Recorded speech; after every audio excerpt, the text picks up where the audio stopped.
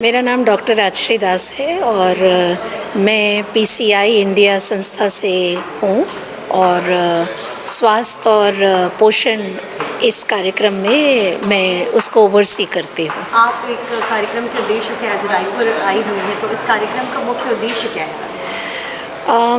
Filaria उन्मूलन एक बहुत ही बड़ा कार्यक्रम है भारत सरकार का और भारत सरकार इस बीमारी को उन्मूलन करना चाहती है देश से। छत्तीसगढ़ के भी 18 ज़िले अभी मास ड्रग एडमिनिस्ट्रेशन में जाने वाले हैं और फाइलेरिया में छत्तीसगढ़ के लिए एक चुनौती है और उस चुनौती को सामना करने के लिए जो भारत सरकार का एक बहुत ही बड़ा कार्यक्रम है आयुष्मान आरोग्य मंदिर, उनमें जो CHOs होती हैं उनको किस तरह से फाइलेरिया उन्मूलन के लिए एंगेज किया जा सके, उसके लिए ये ट्रेनिंग का कार्यक्रम आज यहाँ पर हो रहा है। और इस कार्यक्रम में 18 ज़िले से ही स्वास्थ्य विभाग के वो अधिकारी जो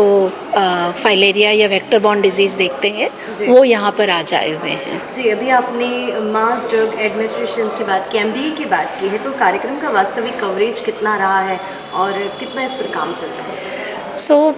over a period of time Chhattisgarh ने इस चुनौती को बहुत ही अच्छे से सामना किया है और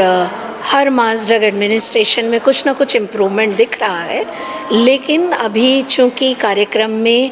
डॉट को बहुत ज़्यादा एम्फेसाइज़ किया जा रहा है। इसका मतलब है कि जब मितानिन दवा लेकर जाएगी तो मितानिन के सामने ही दवा खाना है। जैसे जैसे डॉट बढ़ता जा रहा है, उस पर एम्फेसाइज़ होता जा रहा है, वैसे वैसे जो नई चुनौती है कि लोगों के सवाल, लोगों में रिफ्यूज़ल, ये निकल कर आ रहा है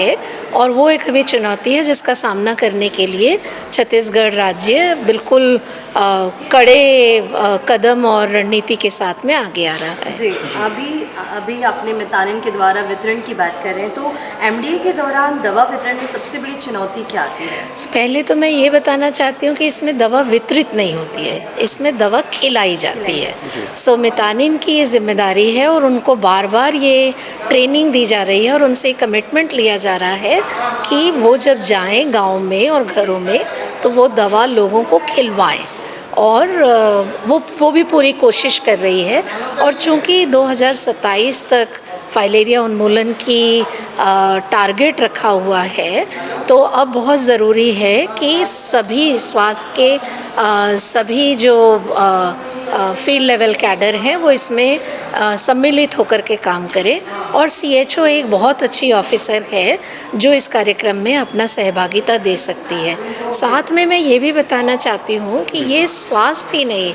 अलग अलग विभागों की भी इसमें सहयोगिता की ज़रूरत होगी। जैसे स्कूल मीनिंग शिक्षा वाले विभाग, जो हमारा अभियान प्रोग्राम चलता है जिसमें महिला या दीदियों के कार्यक्रम हैं वो हो गए, कॉलेज हो गया, PDS, पंचायत, ये सभी मिल कर के इस कार्यक्रम को करेंगे तो बहुत ही आशावान हूँ मैं कि छत्तीसगढ़ फाइलेरिया को उन्मूलित करने में सफल हो पाएगा। जी, फाइलेरिया के संक्रमण स्तर को जानने के लिए ट्रांसमिशन असेसमेंट सर्वे जो TAS है, इसका संचालन कितनी बार किया जाता है? जब MDA होने के पहले ये देखा जाना होता है कि वहाँ पर ट्रांसमिशन हो रहा है या नहीं हो रहा है, तो उसके पहले एक बार किया जाता है और जब कवरेज बहुत अच्छा हो जाता है और संक्रमण नहीं निकलता है फिर वो 3 बार किया जाता है ताकि उस इलाके को बोला जा सके कि यहाँ पर संक्रमण खत्म हो गया है। मैम, अगर भ्रांतियों की बात की जाए तो फाइलेरिया को लेकर के बहुत सारी भ्रांतियाँ हैं, तो इसको हम कैसे दूर कर सकते हैं? आपके द्वारा इसके प्रति कोई खास सुझाव? भ्रांतियाँ मैं मानती हूँ कि बहुत सारी भ्रांतियाँ हैं लोगों में, लेकिन इसीलिए कम्युनिकेशन का बहुत ज़्यादा ज़रूरत है और जैसे मैंने कहा कि हम लोगों को अलग अलग जो प्लेटफॉर्म्स हैं उनको एंगेज करना बहुत ज़रूरी है और उन इन्फ्लुएंसर्स को एंगेज करना ज़रूरी है जिनका प्रभाव है गांव में, और उनसे सुनेंगे तो लोगों की भ्रांतियाँ दूर होगी और लोग फिर दवा खाने के लिए राजी होंगे। और इस कार्यक्रम को सुन रहे तमाम जनता से, दर्शकों से आप क्या अनुरोध करना चाहेंगे? मेरा बस एक ही सिंसियर अनुरोध सारे दर्शकों से ये है कि जब भी आपके घर में फाइलेरिया से बचने की दवा आए तो आप ज़रूर खाएं, अपने परिवार वालों को खिलाएं और अपने आसपास भी लोगों को खिलाएं, तभी छत्तीसगढ़ फाइलेरिया मुक्त हो सकेगा।